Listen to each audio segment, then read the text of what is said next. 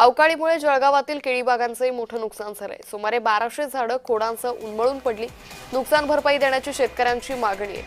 अवकाळीमुळे जळगावातील केळी उत्पादकांनाही मोठा फटका बसलेला आहे।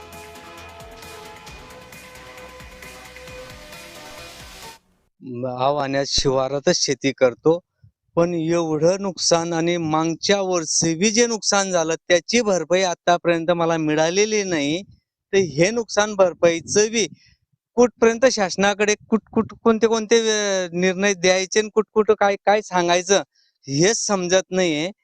पण कमीत कमीत सरकारनं याच्याकडे लक्ष द्यायला पाहिजे। शेतकऱ्यांचे जे हाल होत आहेत हे अवकाळी पावसाळ्यामुळे किंवा अवकाळी वातावरण बनल्यामुळे आपण काही न काही तो निर्णय सरकारनं योग्य तो निर्णय घ्यायला पाहिजे।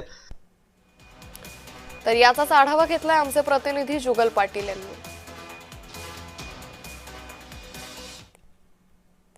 जळगाव जिल्ह्यात वादळी वाऱ्यासह अवकाळी पावसामुळे शेतकऱ्यांचं अतोनात नुकसान झालं असून जळगाव शहरात या ठिकाणी केळीची मोठ्या प्रमाणात लागवड करण्यात येत असते। केळी हब म्हणून जळगाव जिल्ह्याची ओळख आहे।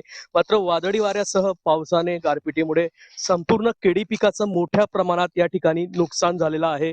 कुठेतरी काढणीला आलेलं पीकच या ठिकाणी धोक्यात सापडल्यामुळे शेतकऱ्यांचं या ठिकाणी अतोनात नुकसान झालेलं आहे। या केळीच्या पिकापासून मोठं उत्पन्न या शेतकऱ्यांना मिळणार होतं, मात्र आता बागाच या ठिकाणी जमीनदोस्त झाल्यामुळे कुठेतरी शेतकऱ्यांच्या अडचणीत वाढ झालेली आहे।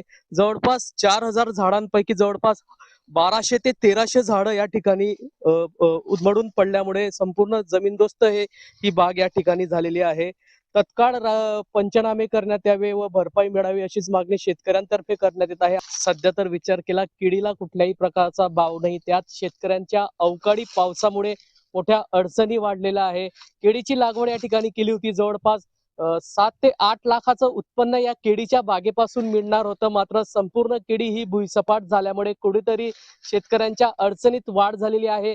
शासनाचा कुठलाही अधिकारी बांधावर पंचनामे करण्यासाठी आला नाही। लवकरात लवकर पंचनामा करावे व नुकसान भरपाई मिळावी अशीच मागणी या शेतकऱ्यांनी केली आहे।